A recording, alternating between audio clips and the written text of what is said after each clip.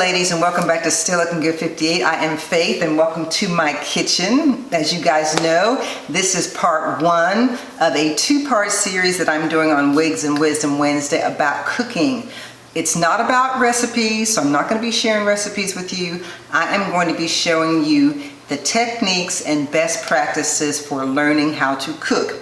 And it is all based on my book that I wrote in 2013 called The Real Book on How to Cook Secrets Mother Never Told You. So I'm going to show you a closer picture of the book later on. And as you also know, since this is Wigs and Wisdom Wednesday, I'm also going to be doing a wig review. And the wig that I have for you today is Madelyn. And again, I'll show you a closer picture of her later. She is from Vanessa Hair, and she is considered a thumb part lace wig. So we'll talk about that. So let's get this going.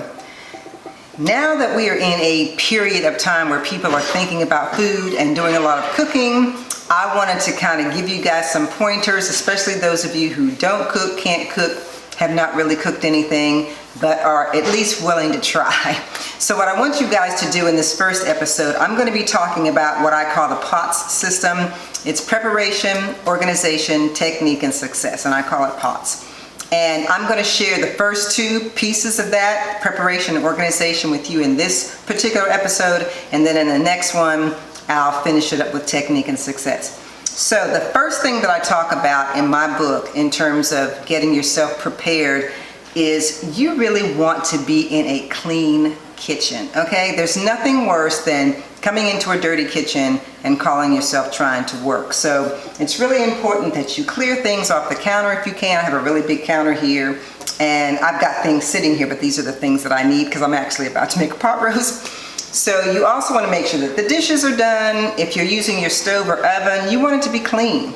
You don't want to put extra stress on yourself by coming into an environment that's not clean. So that's really important, and that's one of the things that I wanted to share with you guys. I actually have written my notes down here so that I do not miss a trick as I am talking to you about this. So one of the other things that I think is really important to do when you start to cook is make sure that your hands are clean.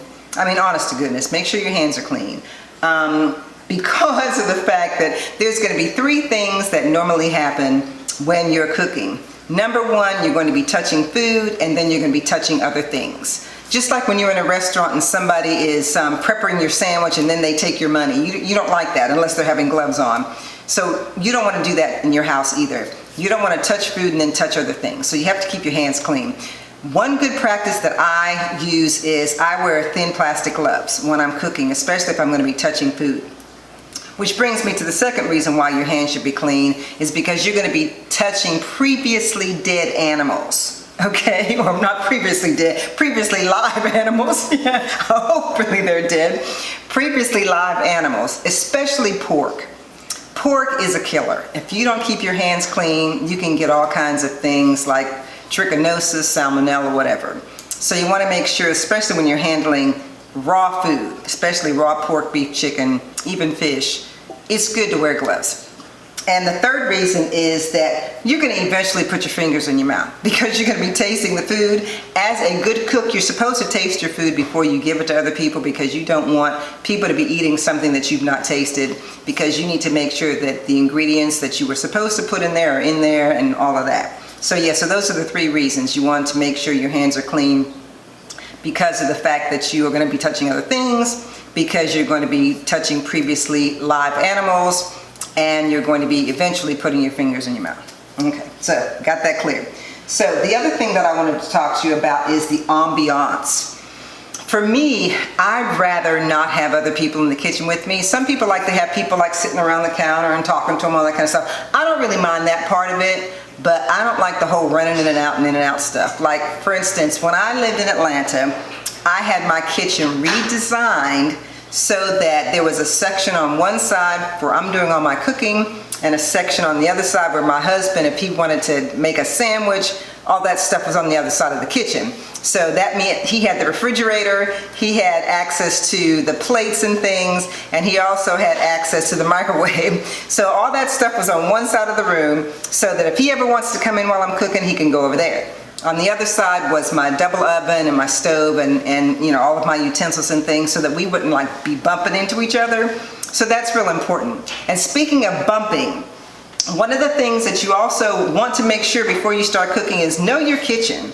Do you know where everything is in your kitchen? Do you know how many feet it is from your stove to the counter, from the sink to the counter? And the reason I say this is because you are going to need to know how far you have to go to carry things in and out of the stove, in and out of the refrigerator, whatever. And you may think that that's a small thing, but trust me, if you've got hot food or whatever, you want to make sure that you know the distance between your stove and the counter and all that kind of thing, so that you won't be bumping into stuff when you're pulling things out the oven. Let's say you have a really thin galley kitchen and you're taking stuff out of the oven, you're going to turn around and bump into something. You just kind of need to know your environment. And so that's really important. And that's one thing that people don't always think about, but it's certainly something that I think about.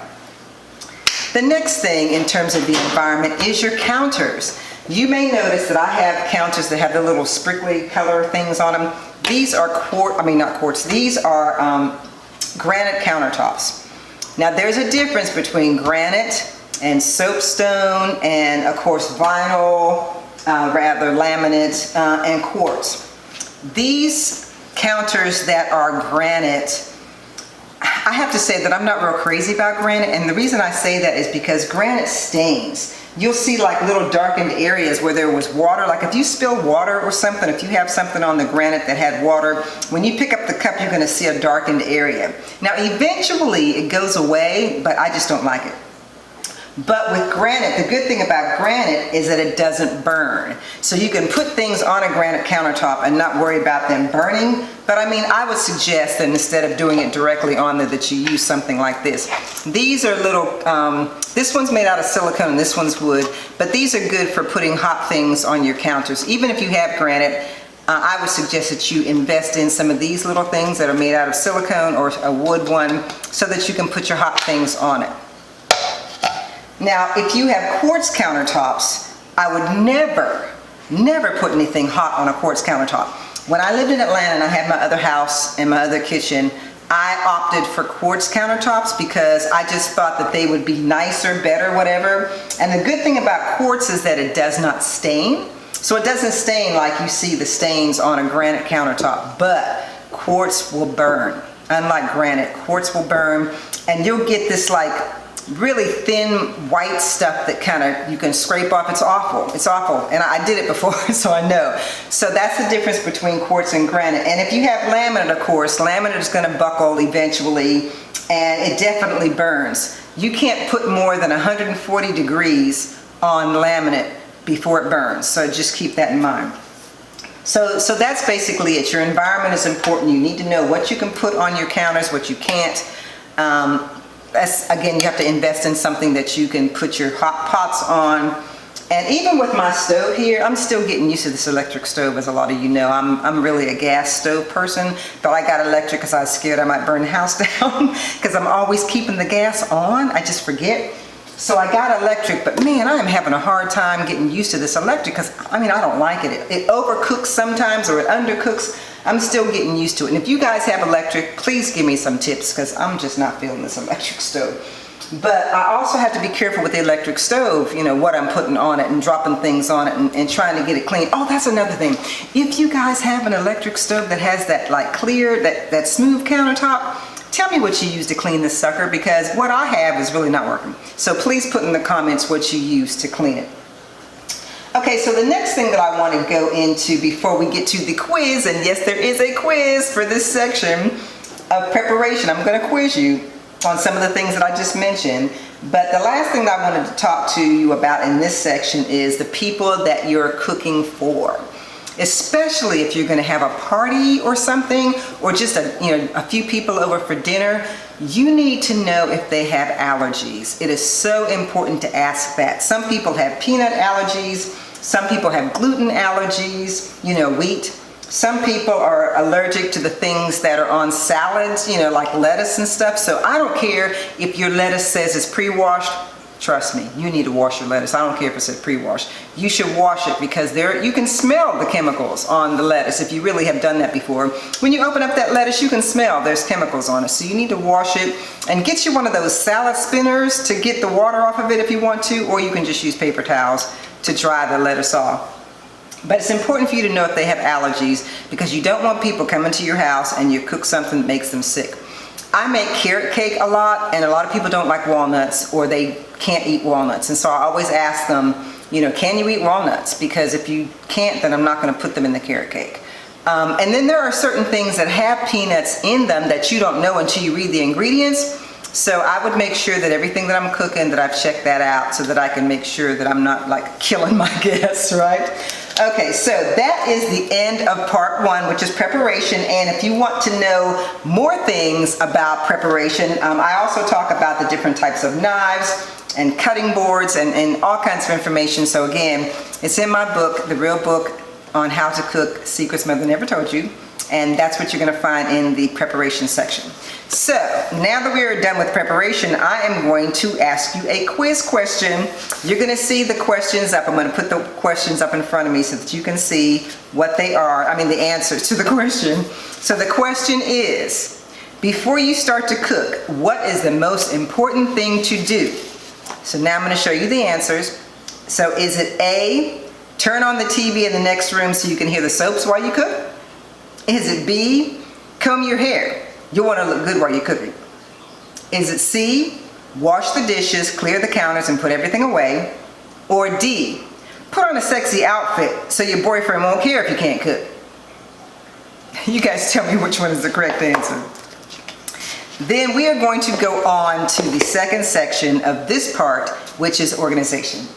Now, in organization, I'm going to be talking to you about measurements and cookware, bakeware, and the tools that I use. So the first thing I'm going to do is get my measurements so I can kind of show you. Okay. This is a cup, but it's a liquid cup. It has measurements on it, 1 cup, 3/4, 1/2, and 1/4. It also has the ounces. This is for liquid. This is a dry cup, okay? So if you're going to be measuring something, don't put the liquid in here and don't put the dry ingredients in here. When I say dry ingredients, I'm talking about flour, sugar, salt, baking powder, baking soda. Don't put those in here. Put them in here. This is a cup. This is a 1/2 cup, and this is a 1/3 cup, and you'll even find some that give you a 1/4 cup. So yeah, you definitely want to make sure that you know the difference between your dry and wet, because they measure differently, just so you know. And of course, measuring spoons are important. Now you may see people just throw stuff in, just, you know, throw a pinch of this or a pinch of that in. You can do that, but if you're not that good of a cook and you haven't made this particular recipe ever, then I wouldn't suggest that you start doing that. I think that you should use measuring spoons. They come in a tablespoon, a teaspoon, 1/2 teaspoon, 1/4 teaspoon, 1/8 of a teaspoon. You should use measuring spoons until you get comfortable with the recipe that you can start just throwing stuff in. Because there are some things that I do that. I just throw stuff in because I know. So, yeah. So the other thing that I wanted to talk to you guys about is cookware. The first one I'm going to share with you is the cast iron skillet. This is the one that your grandma probably used. It's made by Lodge, and you've probably seen a lot of these at the Cracker Barrel, but they used to sell these in the stores all the time. It's heavier than aluminum, and it's heavier than stainless steel. It cooks evenly, and it's really great for frying chicken or for baking like cornbread. Most people prefer it for those two things. This is stainless steel. Now some people like stainless steel because it's lighter, but stainless steel does not cook as evenly, and that's why some people don't really like it. Besides that, it's not non-stick. You can probably get some that are non-stick, but this kind is not non-stick. And then there's aluminum, and this is an anodized aluminum, which means it cooks more, it conducts heat better. So that means it spreads the heat out better. And so I prefer these because they're lighter and they cook just as well as far as a cast iron to me. But it's non-stick, so things aren't going to stick in here. As far as frying pans go, there's going to be several sizes that you can get. 10 and 12 are pretty typical, and you can get some even larger than that. They usually have handles on there like this. Some of them have plastic handles. Now what I would warn you against is if your handle is made out of the same material as this part, then you're going to want to make sure you wear gloves, because if you grab this, it's going to burn you, okay? Usually if it's made out of the same material as this, then it's going to burn you. like a cast iron, it's all one piece, you need to use gloves for that. This one is made out of the same material. This handle is made out of the same material, so you're going to definitely burn yourself. So you want to make sure that your handle isn't made out of the same material as this part, or just make sure that you always have gloves. Now these are two different size saucepans. This one is, I think this one goes up to 4 ounces. Yeah, this one goes up to 4 ounces, and this is good for sauces and, you know, things like that. This one I think goes up to either 6 or 8. And this one, and the measurements are on the inside. That's what I'm looking at. The measurements are on the inside. And this one is good for like vegetables and things like that. And another thing that you want to make sure that you understand, besides the types of pots and pans that you have, is your stove. Now your stove has different BTUs on it, which is an indicator of how much they heat up. Some of them have lower BTUs for simmering, and some of them have higher BTUs for regular cooking. So you want to understand what your stove does and doesn't do. So I would open up that directions book that you got with your stove so that you can better understand what BTUs you're using, so that when you're cooking, you're not putting things in the wrong place. We're also going to talk about cookware. This is a Pyrex cooking pan, and this is aluminum for cakes. I like aluminum, but with aluminum you have to either put parchment paper in here, or you have to use Baker's Joy, which I use. It's a combination of flour and oil, or you can just oil it with your hands and put some powder in it like your mama used to do. The Pyrex, I like the Pyrex for cold pies, like things that go in the refrigerator that I don't have to bake. I'd rather bake in a aluminum pie pan. It's just my preference, but now these are the different types. And with Pyrex, you don't want to put the hot Pyrex on anything like your counter, because it's going to burn it. So the other thing that I wanted to talk to you guys about, some of you probably like wok cooking, and I have a wok, but I'm not going to bring it out. But I'm going to tell you something about wok cooking. If you cook with a wok, you have to be very careful about the kind of oil that you use. You may not have known that, but it's important for you to understand that when you're cooking with a wok, you can't use certain types of oils in your wok, and I'm going to share with you what you can and cannot use in the wok. So what you're trying to do when you're cooking with a wok is you got to have your heat up really, really high.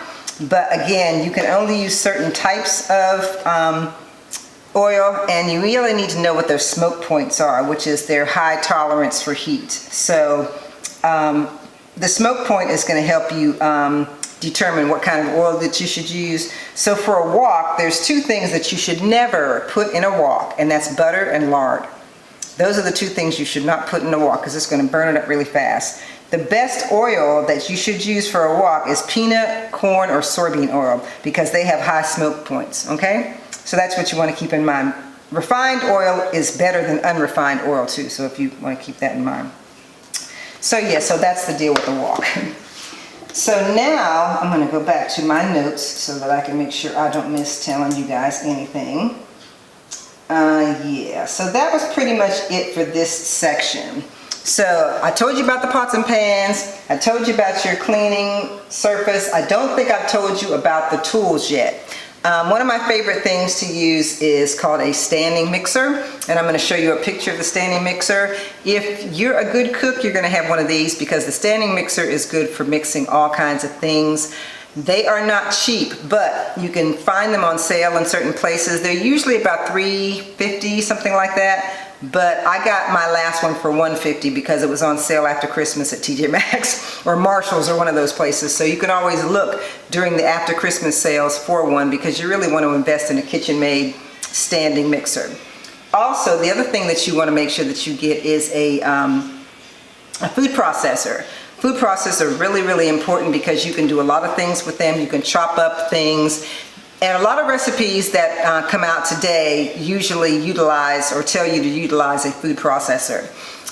So that's another important tool that you should get. A hand mixer is fine too, rather than a standing.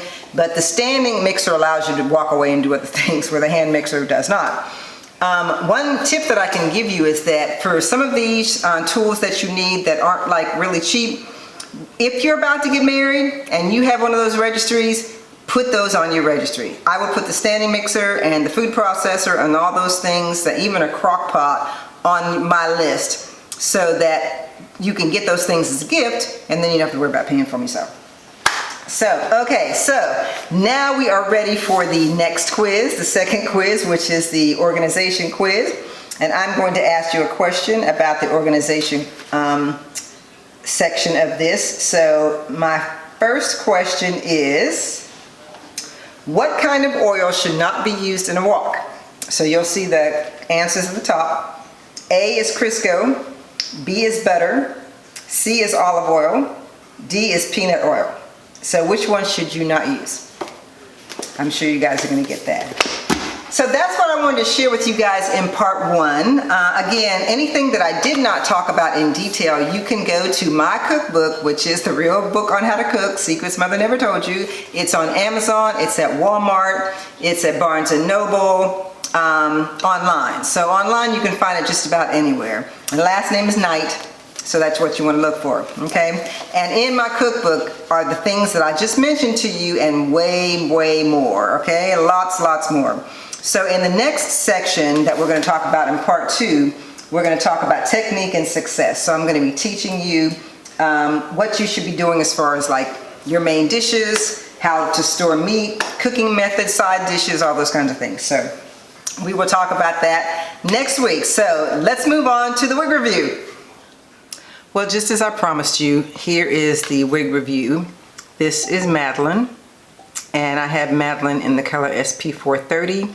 She is called a thumb part lace because it's only a thumb part, so I'm going to show you. This is what it looks like. It's just a little bit of lace on the side where the part is, which is on the left. It has a comb on this side of the part and then one way over here. Then it has the comb in the back and the adjustable straps. So this is her. Really curly. I haven't done anything with the curls or anything. I just wanted to show you guys what she looked like. And I don't know if she's a comfy cap yet because I haven't put her on. So I'm going to do that right now. As you can see, I still have my apron on. And I haven't done anything to my face. So here she is. And there's that thumb part. So there's like a really teeny piece of baby hair right there. And in the picture, she didn't actually use the baby hair. She didn't use the baby hair. But since it's sitting here, I might use it once I actually put my face on. But I wanted you guys to see it, and I wanted you guys to see this little thumb part. So you just put your lace right there. So what I'm going to do with her is I'm going to start pulling these apart so I could see how much hair is actually falling in my face. And with this kind of wig, you can start doing this, you know, not too much, but just enough to get it where you want it to be. It's interesting to me that this really long piece is here, but then some of these here are a little shorter. So it's kind of odd to me that this piece would be hanging here like this and the rest of these would be shorter up here. I don't know what the point of that was, but I'm just going to start pulling it out so that I can kind of get it to where I want it. But I guess technically I could just pull that back there if I wanted to do that. But it is in the front, which seems a little odd to me. So with a wig like this, you're going to have to decide how much of this hair you want to keep and how much of it you want to cut off. So let me just show you what she looks like on the side and in the back. Here she is in the side. She's really, really full. And here she is in the back. Yep. Just a little below my neck. But yeah, she's given lots of curls, that's for sure. And because she doesn't have lace, you don't really have anything to do except take your little brush that you use for your lace, get yourself some powder, and powder it, which is what I'm going to do real quick right here. I'm just going to put a little powder here in this section. Yep, just a little bit right there. Yep, and that's pretty much all you need to do. And like I said, you can kind of cut it the way you want and utilize this little piece of baby hair or not. So that's Madelyn. Again, she's a thumb part, natural, realistic look style. She's from Vanessa Hair. And as I told you guys before, usually she does not look that great on the stock card, but she looks good on this one. So they're doing a little bit better when it comes to the stock card. So yeah, so I'm going to go ahead and put a face on, and I'll come back with Madelyn again. So, what do you guys think? I like the curls, and I like the color. It's just it's a 4 and 30. And I like that you can kind of separate these a little bit in the front. You know, that's kind of cool to be able to do that. And it also has baby hair, but I didn't use it. But I'm gonna pull it out because it's under here. There it is, there it is. And I've got a little bit of this edge factor, style factor, or whatever you call it, edge booster. I'm just gonna put a tad at the top and just try to see which direction I want to brush these baby hairs. Do I want them to go that way? I want to go this way? No. They don't seem to want to go either way. I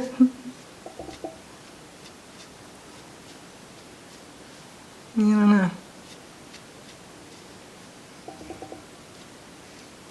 I think they're kind of trying to go this way, so we'll go that way. Yeah, not much to them. But there you go. I don't think you really need them with this wig though. So what you guys think? I think she's cute. Real curly and soft. Now she, as you saw earlier, is real long in the front. Real long in the front, but I chopped it a little bit so that now there's just these right here. Just these little curls in the front. And you can either keep those there or you can move them out the way. And again, the more you mess with her, the bigger she's going to get.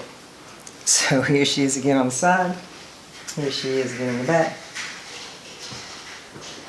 Yeah, she's a lot of hair. But I think she's really cute. And like I told you guys before, usually the Vanessa Hair wigs don't always look good on the care card, but I thought she looked really good on this care card. And she comes in a lot of other colors. She comes in the normal colors, like I told you guys, 11B, 299J, and I would suggest that you go onto their website and look at their color chart, like I always tell you guys, so you can see all the other colors the way it comes in. So yeah, again, don't sleep on Vanessa, because I really think this turned out to be a really nice one. Thank you guys for coming to my Wigs and Wisdom Wednesday, and I'm going to be doing another one, excuse the ice machine on the refrigerator.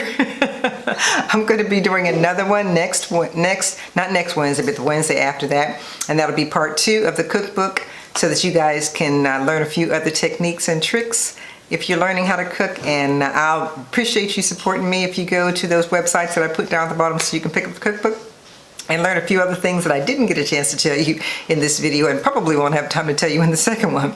So thank you again so much for watching. If you have not subscribed to my channel, please hit the subscription button and the notification bell so that you don't miss any of my uploads. And as I always say, ladies, if you're going to show love to anyone today, please show it to the creator. I'm still looking good, and of course so are you. See you next time.